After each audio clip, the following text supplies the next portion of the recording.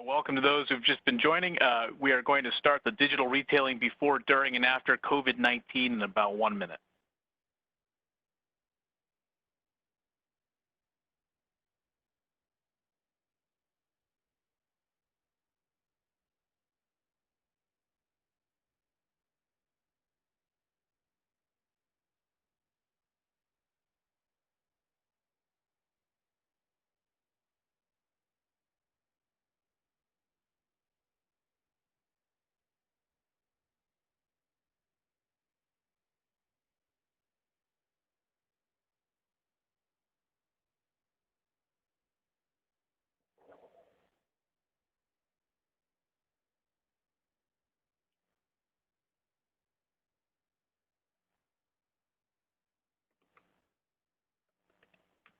Good afternoon, everyone. Welcome to the Digital Retailing Before, During, and After COVID-19, the third in Seyfarth Shaw's Future of Automotive Return to Business mini-series. Glad you could all join us today. Hope everyone's healthy and well, and looking forward to returning to work. Just a note as we're getting started here that this presentation is for informational purposes only, and that the material that we talk about today should not be construed as legal advice or legal opinion. You should talk to a lawyer about your specific legal issues if you have questions. Your presenters today, my name is Brandon Bigelow. I'm a partner in the Franchise Distribution Group in Boston, and with us also is Allison Eggers, also a partner in the Franchise and Distribution Group here in Boston. Our agenda for today, we'd like to talk about what digital retailing is, emphasize for everyone that digital retailing really is here to stay, talk about recent guidance that has been put out there for electronic transactions, and then touch on the rights of OEMs in digital advertising. We got an ambitious agenda for 20 minutes, so let's get started. Allison, what is digital retailing? Brandon. I think it's something that we're all very familiar with at this point. And if you go to the next slide, we have listed here a couple of the traditional sources for reaching customers using online resources. All of these sort of hinge off of that robust online presence. And 10, 15 years ago, that was sort of an afterthought, but now it is certainly front and center in everything that we do within the industry and trying to sell and market vehicles. We do see, anecdotally at least, we're hearing about an increase in some of the more active elements on this list, the things that require more intention or more action by potential consumers, particularly inventory browsing online, appointment scheduling for sales and service, and also configurators, which often lead into lead generation. So we do see a little bit more activity within customers who want to take their transactions and their shopping experiences online. And Brandon, if you'll go to the next slide.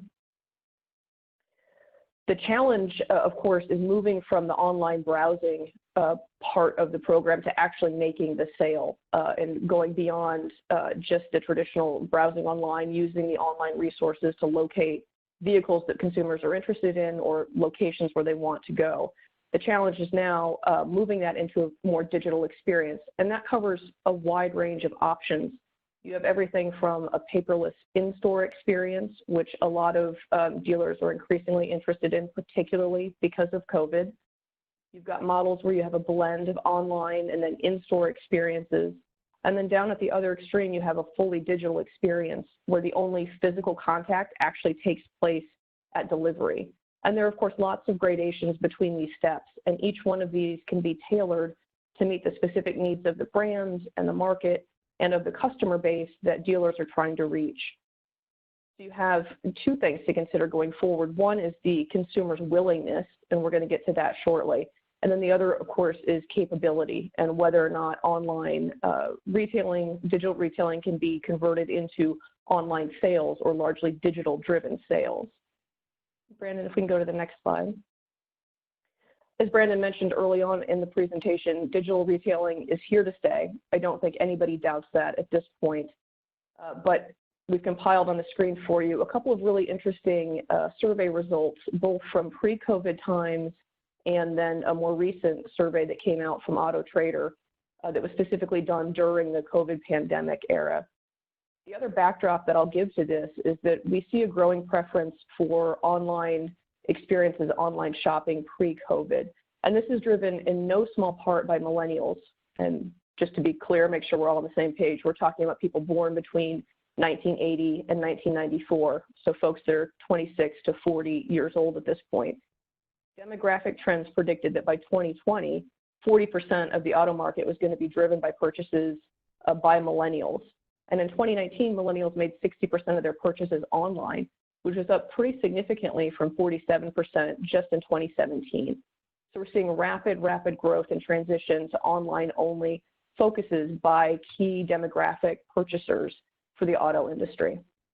Now that top bullet there runs through a couple statistics from, I believe this was an NADA survey that came out that looked at what sort of willingness car buyers had in terms of interacting online and then transitioning those purchases into an online or a digital retail experience. And I won't read each of the bullets, but it's interesting that more than half of survey respondents said that they would configure a payment and actually start the credit process online. And mind you, this was before COVID-19. These are 2019 numbers. And then the bottom bullet there, you see that COVID-19 is likely to sharpen these preferences. And this Auto Trader survey came out in May. It was based on 2 survey periods in April, and it found a pretty remarkable increase in consumer willingness to shop almost exclusively online for vehicles. And 62% of the people that they surveyed said that they were more likely to complete at least some steps of the purchase process online, specifically because of COVID-19. So I think this will add to the increasing consumer preference for online sales and thus the importance of digital retailing and digital marketing that hopefully drives those sales in the future. Next slide, Brandon, please. So the boom in digital retailing is great for consumers. It's something that they want and they've been clamoring for quite some time, but it's also a really good deal for dealers themselves. The results of another recent NADA survey shows a pretty remarkable increase in the units delivered per salesperson for those dealerships that utilize a digital retailing capability. Those dealers also reported that their gross profit per vehicle sold increased as opposed to dealers that didn't have a robust digital retailing capability. And that surprised me at first to think about those numbers, particularly the increase in the number of units delivered.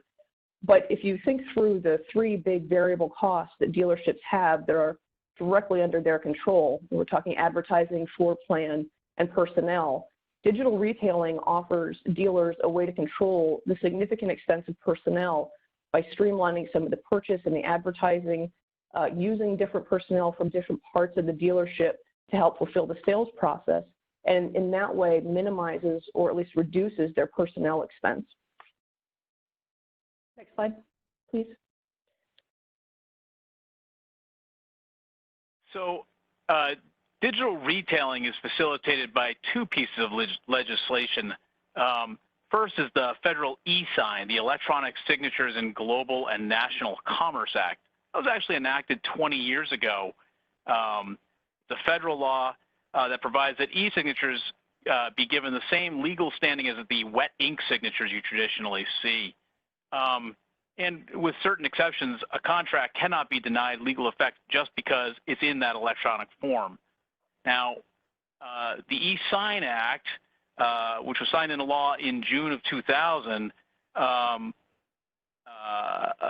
does require consent by the consumer, certain disclosures, and record retention. It's also important to note that the Federal e-sign Act applies to transactions that are in or affecting interstate or foreign commerce. Congress was careful to preserve the role of the states in terms of regulating contracts. And in fact, the e-sign Act itself contains a fairly broad provision providing that the e-sign Act does not preempt state contract law so long as the states enact their own form of an e-sign Act. All of the states have done so. The Uniform Electronic Transactions Act has been adopted by 47 states and gives legal effect to e-signatures. 3 states, Illinois, New York, and Washington, have not actually adopted the Uniform Electronic Transaction Act. but rather have adapted or adopted their own laws that give legal effect to electronic signatures. Now, that is not to say that the requirement of a wet signature has been abolished in all states. In fact, a wet signature very much is still sometimes required in connection with a purchase of a vehicle. For example, the Los Angeles Times just in April noted that the California Uniform Electronic Transactions Act actually exempts purchases of vehicles from being one of those transactions that can take place within or under an electronic signature. So California still actually requires a wet signature for the sale of a vehicle. And so it's important that dealers consult with their lawyers to ensure that they are doing everything necessary to facilitate an electronic transaction, and we're required to obtain the appropriate necessary wet signatures. We want to shift now to a couple of pieces of regulatory guidance for electronic transactions. I don't think it will surprise anybody to know that there's obviously more attention being paid to the way that vehicles are sold or advertised online, and we wanted to flag at least this one most recent white paper from the Association of Motor Vehicle Administrators. This came out in December of 2019, and this is their best practices for the regulation of internet vehicle sales. Now, the white paper itself focuses on licensed dealers, unlicensed dealers, and also private party sales.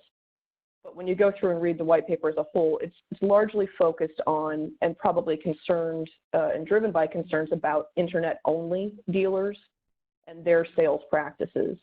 But there's a very interesting section within the white paper that also makes recommendations for regulators to adopt rules for internet advertising.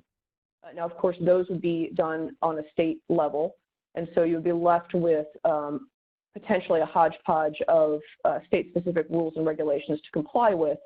But just to give a heads up to those of you on the call that we can expect potentially some legislation or some additional adoption of regulations coming out of these recommendations. And if we go to the next slide,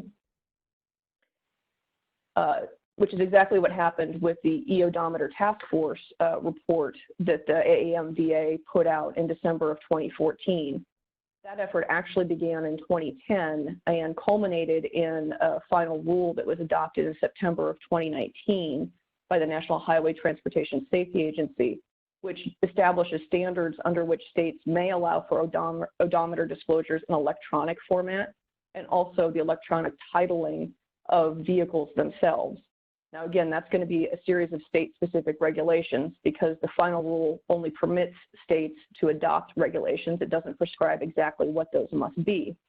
But it will certainly trigger follow-on legislation or regulations on related issues, for example, electronic data exchange of those electronic titles and odometer readings.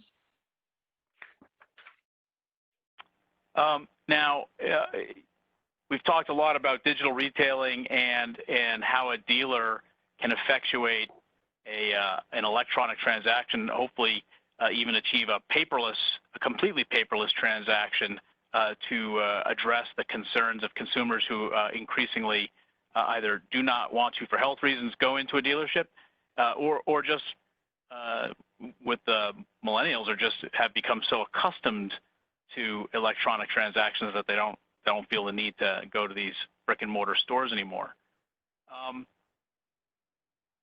Considering how much we've seen in the shift of commerce from brick and mortar to electronic, it makes sense that OEMs who have traditionally been very focused on the images of their facilities would focus just as much on the image of their brand on the internet. And they have broad powers to control that. They are, after all, the owner of the brand mark, and ownership of that mark means that the OEMs can exercise considerable control over how those marks are used in advertising.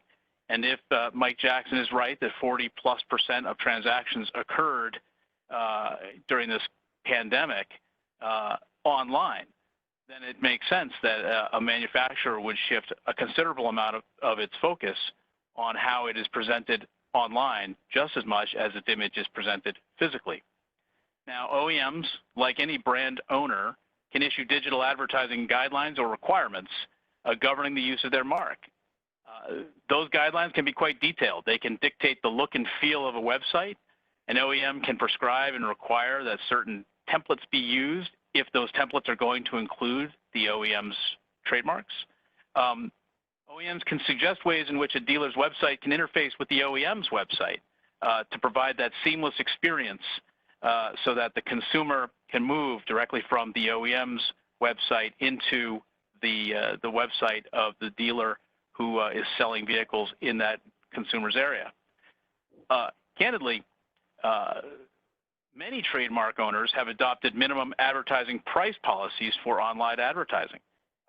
A minimum advertised price policy does not dictate the price at which a product can be sold, but rather dictates the price at which a product can be advertised. That is not considered price fixing under the Sherman Act or any of the state antitrust laws. Rather, it's simply a way in which a manufacturer expresses its preference for how its product is presented to the public. In the outside the automotive context, it is certainly the case that a manufacturer controls how its trademark is presented through the threat of termination if somebody using the trademark violates those brand requirements. Obviously, given state dealer statutes, it is considerably more difficult for OEMs to control how their brand is presented. They can't simply terminate or immediately terminate a dealer for violating the digital advertising requirements that the OEM prescribes. They would have to go through all of the traditional termination requirements, including showing good cause for termination of a dealer who violated those requirements. That's not to say that an OEM is powerless, however, in terms of what an OEM can do in order to ensure that dealers comply with brand requirements. For example, they can incentivize dealers to comply with their brand requirements. Certainly, you can pay a dealer to comply with the brand requirements, and for dealers who choose not to comply with the brand requirements, the manufacturer would not be obligated to pay those incentives. Obviously, incentives or assistance have to be made equally available to all dealers, and then dealers have to decide how they're going to handle that, and then the manufacturer has to decide whether they're going to pursue good cause termination if a dealer departs from those brand requirements. OEMs and dealers can work together in a lot of ways. Dealers should be making the necessary investment to improve their websites. Considering how much money dealers spend to image their facilities, it makes sense that dealers would spend a considerable sum of money to make sure that they're presenting the right online experience for shoppers. Manufacturers can, of course, offer assistance to facilitate that kind of digital retail experience. And they can offer incentives and also assistance to help dealers in integrating their websites into the OEM's website. So we'd like to thank everybody for joining us today on our third presentation. Join us next week, Thursday, June 11th at 1 o'clock, where we will be talking about financially distressed dealers and COVID-19's impact on dealer networks. Thank you very much, and have a great day.